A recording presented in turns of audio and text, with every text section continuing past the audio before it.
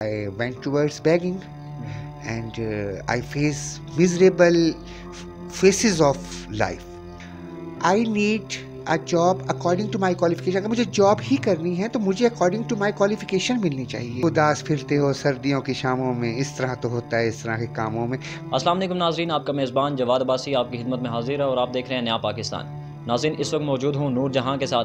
नूर जहाँ एक ट्रांसजेंडर हैं. ये इस वक्त रानी खान जिन्होंने एक मदरसे का इनिशिएटिव लिया था इस्लामाबाद में, ये उनके साथ यहाँ पे रिहाइश पजीर हैं. नूर जहाँ इनकी एक बड़ी इंटरेस्टिंग स्टोरी है. नूर जहाँ ने MA इंग्लिश किया हुआ है पंजाब यूनिवर्सिटी से. 2004 की ये बात है. इन्होंने प्राइवेट स्कूल में टीचिंग भी की है, लेकिन आज ये यहाँ पे मांगने तांगने पे मजबूर है.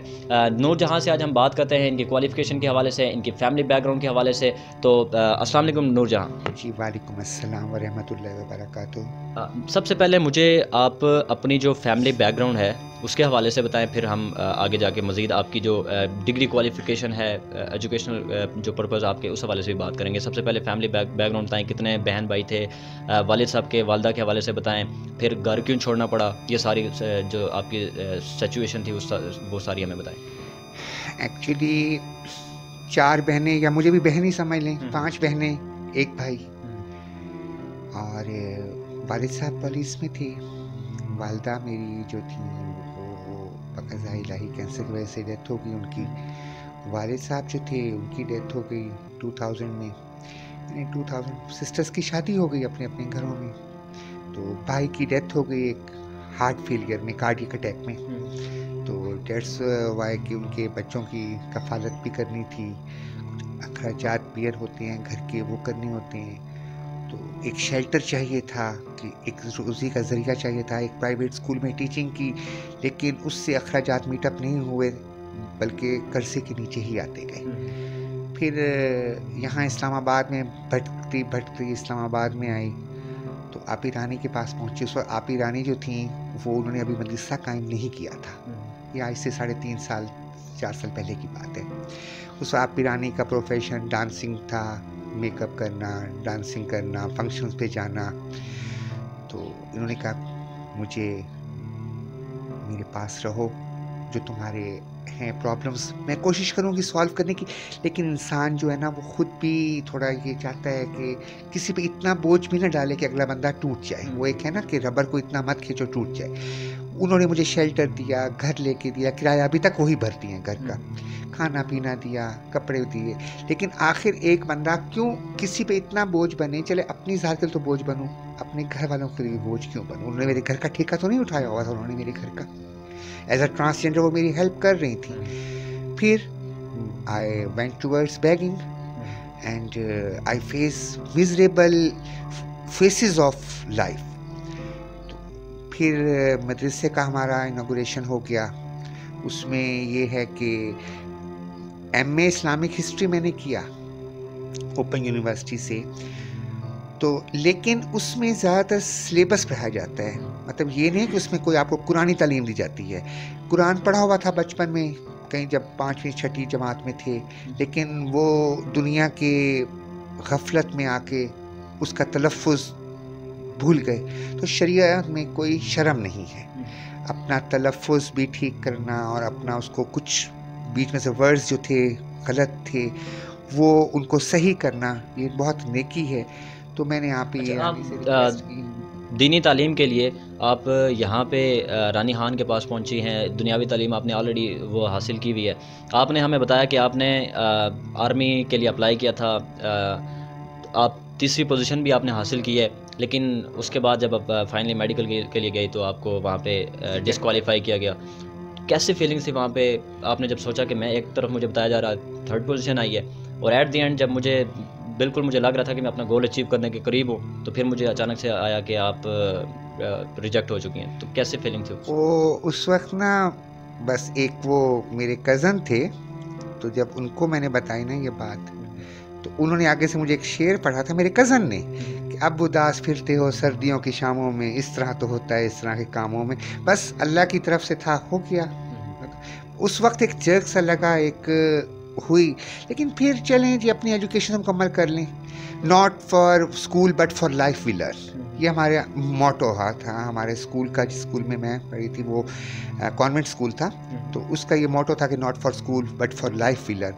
تو زندگی پوری ہے اس پہ, جتنا بھی انسان علم حاصل کر لے یہ تو پھر ایک قطرہ ہی ہے, علم تو پورا دریا سمندر ہے ایک.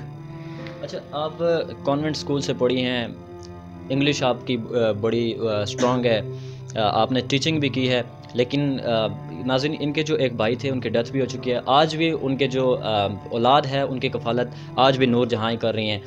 وہ بیگنگ کر رہی ہیں, لیکن یہ ان کا کہنا ہے کہ جب یہ پرائیویٹ ٹیچنگ کر رہی تھی تو اس وقت جو ان کو تنخواہ مل رہی تھی اس میں وہ جو ان کے اخراجات تھے وہ میٹ اپ نہیں ہو رہے تھے, جس کی وجہ سے آج وہ کام چھوڑ کے پھر ان کو مانگنے تانگنے کی طرف آنا پڑا. یہ بتائیں کہ زندگی میں آپ کو بہت نئے نئے چہرے ملتے ہوں گے.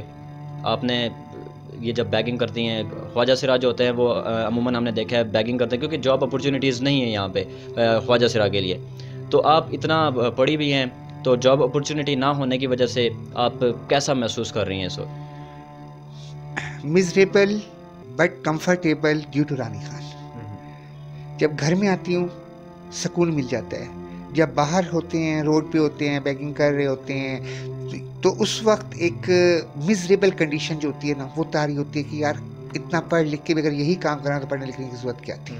لیکن جب گھر آتے ہیں تو آپ ہی ایک ساتھ بیٹھتے ہیں, اٹھتے ہیں, گپ شپ کرتے ہیں. صرف وہ معلمہ ہماری ہیں یا ہماری استاد ہیں ان 2 گھنٹے, باقی تو وہ ہماری سہیلی ہیں ہماری, وہ ٹھیک ہے. پھر گپ شپ کرنا دل کا بوجھ ہلکا ہو جاتا ہے. تو بس پھر کاروبار دنیا ہے چل رہا ہے, پھر صبح اٹھتے ہیں پھر وہی روٹین. اچھا, آپ کی فیملی 4 بہنیں ہیں, بھائی کے جو اس کی ڈیتھ ہو چکی ہے, والدین کی بھی ڈیتھ ہو چکی ہے, آپ ان کو چھوڑ کے یہاں پہ آ گئی. تو ایک جو اسپیسیفک فیملی ہوتی ہے وہ تو اپنی ایک فیملی ہوتی ہے. کبھی آپ کو ان کی یاد نہیں آتی, جانے کا دل نہیں کرتا, ملنے کی خواہش نہیں کرتی, جن بچوں کی آپ کفالت کر رہی ہیں ان سے بھی ملنے کی خواہش نہیں کرتی کبھی؟ نہیں جاتی ہوں, بالکل جاتی ہوں. بلکہ میں نے آپ کو بتایا بھی ہے کہ میں کل آئی ہوں وہاں سے, گھر سے. تو کچھ پرابلمس تھے, وہ کووڈ کی وجہ سے سکولز وغیرہ ری اوپن ہوئے تھے, تو جو بھتیجے بھتیجیاں ہیں ان کے ایگزامس وغیرہ جو ہونے تھے اس سلسلے میں وہاں گئی ہوئی تھی. میں تقریباً 1.5 مہینہ وہاں رہی ہوں. تو سچ ایز اپنی جو فیملی کے ساتھ روٹس ہیں وہ برقرار رکھی ہوئے ہیں میں نے. ہم نے دیکھا کہ اسلام آباد میں ایک خواجہ سرا تھی, اس کی پولیس میں بھرتی ہوئی ہے. اس طرح 2-3 اور مثالیں بھی ہیں ہمارے پاس. تو اب آہستہ آہستہ یہاں پہ خواجہ سرا جو ہیں ان کو بھی پریکٹیکل فیلڈ میں جاب اپرچونیٹیز مل رہی ہیں. تو آپ کبھی ان فیوچر, نیئر فیوچر, آپ نے یہ سوچا ہوا کہ اپرچونیٹی آئے تو اس کو اویل کروں گی, یا حکومت سے کوئی مطالبہ کرنا چاہیں کہ خواجہ سراؤں کے لیے جاب اپرچونیٹیز لانی چاہیے؟ دیکھیں, جہاں تک تو ہے نا, جیسے خواجہ صاحب پولیس میں ہیں. اب پولیس کا مجھے آپ کی رانی نے میری سی وی دی ڈی سی حمزہ شفقات صاحب کو, تو انہوں نے پولیس کے لیے کہا کہ میں آپ کو پولیس میں کرواؤں گی ان سے کہہ کے, لیکن وہ پے 18,000. اب 18,000 آج کے دور میں کیا کروں, وہ آپ ایرانی بھی سمجھتی ہیں. اور پھر جو وہ لگی ہوئی ہیں پولیس میں وہ میٹرک ہیں. I need a job according to my qualification. اگر مجھے جاب ہی کرنی ہے تو مجھے اکارڈنگ ٹو مائی کوالیفیکیشن ملنی چاہیے, ٹھیک ہے نا, جس میں میں سروائیو کر سکوں, جس میں میں باعزت اپنا روزگار کما سکوں, جس میں میں آپ رانی کے جو احسانات ہیں ان کے کچھ قرض چکا سکوں ان کا. لیکن 18,000 یا 20,000 کی جاب میں تو وہی بات ہے کہ پھر مجھے پارٹ ٹائم بیگنگ ہی کرنی پڑے گی, تو میں جا کے میٹ اپ کر سکتی ہوں اپنے اخراجات کو. جی. تو حکومت وقت سے تو میری یہی اپیل ہے کہ جیسے تمام انہوں نے محکموں میں کوٹے رکھے ہیں اکارڈنگ ٹو کوالیفیکیشنز, تو اگر وہ ان کوٹوں میں سے ہماری تعلیم کے مطابق, ہماری ایلیجیبلٹی کے مطابق ہمارے ساتھ نوکریوں کے لیے یا ہمارے ساتھ وہ کچھ وظائف کے لیے کچھ کرتے ہیں تو ٹھیک ہے, ورنہ ایسے رہبر تو بیٹھے ہی ہیں جیسے آپ ایرانی بیٹھی ہیں. زندگی پہلے بھی گزر رہی ہے, اب بھی گزر جائے گی. جی. اچھا, آخری کوشچن مجھے, آپ اپنی جو تعلیم حاصل کی ہے, میٹرک, ایف ایس سی, پھر گریجویشن, ایم اے کی ہے, اس کے حوالے سے بتا دیں کون کون سی کس کس فیلڈ میں آپ نے اسپیشلائزیشن کی ہے؟ I done matric with science. In which year? in 1992 Okay. and I got 724 marks out of 7. اس وقت ہوتی تھی 850 کی ہوتی تھی اور میرے 724 marks آئے تھے اس وقت 1992 جی، اور فیصل آباد بورڈ. ٹھیک ہے جی. اس کے بعد F S C from degree college. پھر اس کے بعد بی اے کیا کیونکہ مجھے آگے اپنا انگلش میں ہی اسکوپ نظر آ رہا تھا. پھر بی اے کے بعد میں نے بی ایڈ کیا. بی ایڈ کے بعد میں نے ایم اے انگلش کیا. پھر وقت کو اسپین دے دیا. پھر 2013 میں آ کے نا ایک ارج سی اٹھی کہ یار تھوڑا سا مجھے اور کچھ کرنا چاہیے. پھر اسلامک ہسٹری اوپن یونیورسٹی سے میں نے ماسٹرز کیا. تو یہ ہے میری کوالیفیکیشن. اور اس کے علاوہ تو I have these degrees only which are now papers for me only, nothing else. Multan سے اسلام آباد منتقلی کی کیا وجہ بنی؟ ذریعہ معاش. کیونکہ ملتان میں ریلیٹیوز ہیں، مطلب جیسے کزنز ہو گئے، جیسے آپ کے تایا چاچا پھپھو کے بیٹے ہوتے ہیں، بیٹیاں ہوتی ہیں، یہ وہ، تو وہاں پہ یہ کر نہیں سکتے تھے ہم کام. تو شرم آتی ہے اپنے ریلیٹیوز میں. تو یہاں پہ اسلام آباد میں کوئی ایسا تھا نہیں کوئی جاننے والا، اس لیے پھر اسلام آباد میں چلے آئے.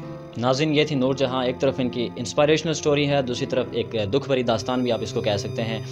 ہم بھی حکومت وقت سے یہ اپیل کرتے ہیں کہ خاص طور پہ ٹرانسجینڈر جو کمیونٹی ہے اس کے لیے پریکٹیکل فیلڈ میں جاب اپرچونیٹیز قائم کی جائیں. اسی کے ساتھ اپنے میزبان جواد عباسی کو اجازت دیجیے. اللہ حافظ.